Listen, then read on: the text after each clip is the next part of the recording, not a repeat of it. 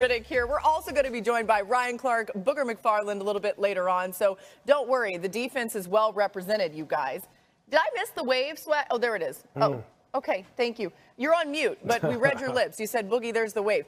We're going to begin with some news, though, you guys. The NFL fined the Falcons $250,000 and defensive coordinator Jeff Ulbrich $100,000 for failing to prevent the disclosure of confidential information distributed to the club in advance of the NFL draft, all because, of course, the prank call to Shedeur Sanders, which Ulbrich's son was involved in. Here's more from Ulbrich, who spoke today. My actions of not protecting confidential data were inexcusable. My son's actions were absolutely inexcusable. And for that, we are both deeply sorry.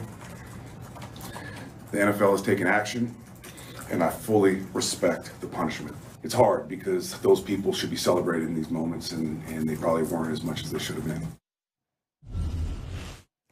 Louis, there's so many different conversations that have happened around this. I think we all agree that what happened was unacceptable. But I guess to push it forward, how is this still happening? How is there not a way to control this a little bit better, Lou?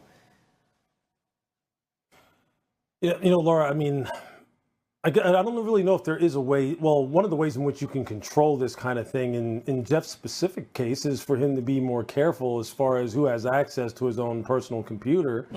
And make sure that, I guess, even people who are his own, immediate family don't have access to it, and they can't even see it. Although, look, I mean, to be quite honest with you, if I was in that same situation as Jeff Ulbrich in particular, since that's the one we're talking about and the one that's getting most of the coverage, the last thing I would expect is for my son, who understands my own journey, one, as a player, two, as an assistant coach, three, over top of it all, as his father, the last thing I would expect would be for him to violate that kind of like familial trust and then try to use that information to kind of just, play a joke on someone in one of the most important days of their lives. So I don't really, look, I feel bad for Jeff Ulbrich, quite honestly. Look, obviously he could have done maybe a better job at protecting that information, but at the same time, he shouldn't be the one who's up there having the answer for those actions right there, or rather what took place.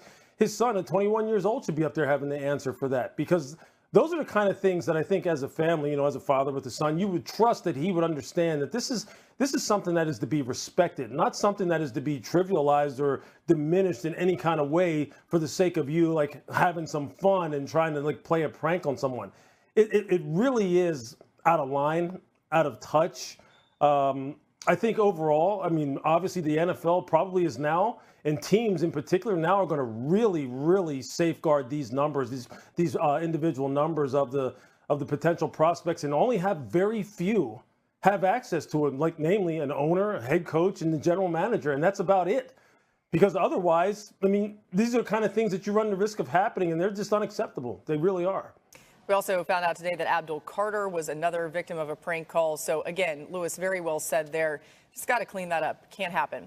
Let's get to this related to the draft. Matt Miller releasing his top 100 picks today on ESPN.com. He evaluated all of the players taken and the value that teams got out of them based on where they were picked. You can see the top 15 picks are going to be on the board. We'll show you there. That's the article that you just saw there on ESPN.com. Shedeur Sanders at 10 overall. Let's welcome in Matt here. Matt, take us through your top 5 picks. Let's start with number 5.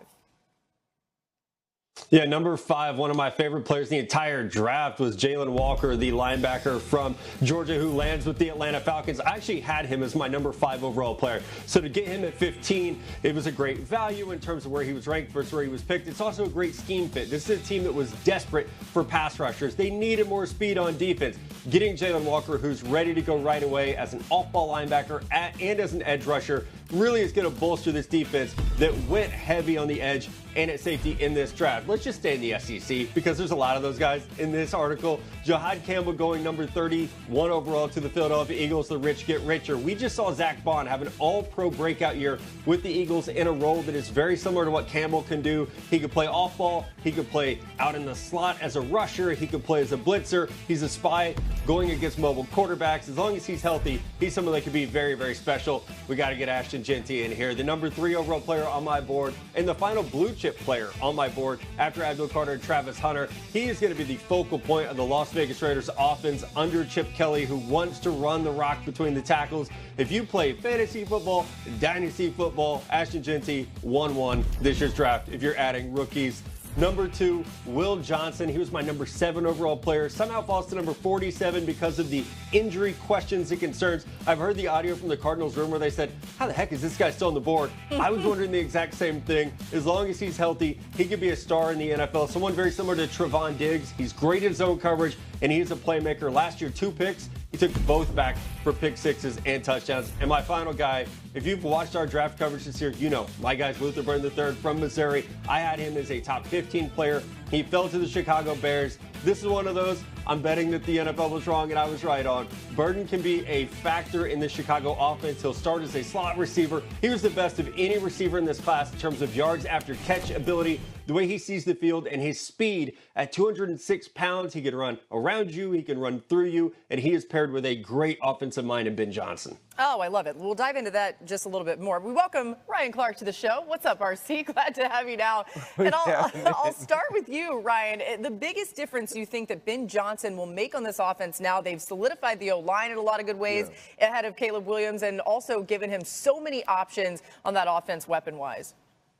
You know what's crazy is, as much as they've given Caleb Williams options, I think what Ben Johnson can do to take some of the game off of Caleb Williams is where he'll be most impactful. Look at what they've done with building. Now you have Loveland, who's that Sam Laporta type tight end opposite Cole Kmet. On the outside, DJ Moore, Rome Odunze, and Luther Burden. I love the fact that Matt talked about this guy with his run after the catch. If he comes out last year, I believe he has the ability to go even earlier. He had a year that was a little low on stats in Missouri, but when this guy came out of high school, he was one of the best players in the entire country, and he played that way in 2023. It's going to be run game first into play action to keep Caleb Williams from having to do everything that's above the X's and O's. He won't have to do too much.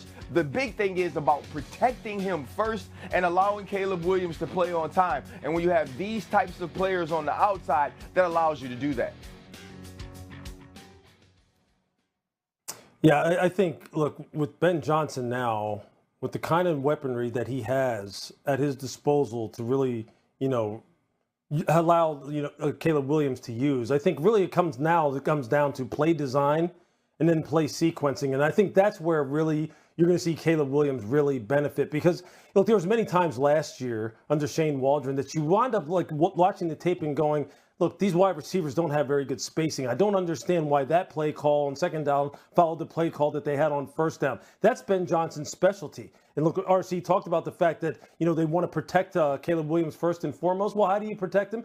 By running the football, setting up play action, have a real credible running threat.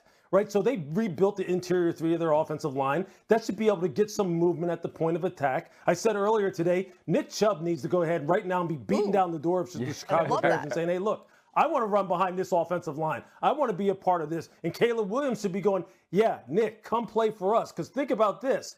Think about some of the people that we have on the perimeter now as far as us being able to stretch the field, attack every blade of grass.